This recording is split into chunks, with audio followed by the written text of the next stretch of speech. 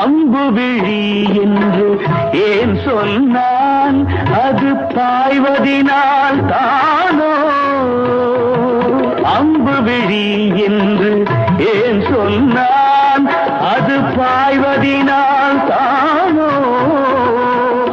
அவள் அருஞ்சுவைப்பாலென ஏன் சொன்னான், அது கொதிப்பதினால் தான்.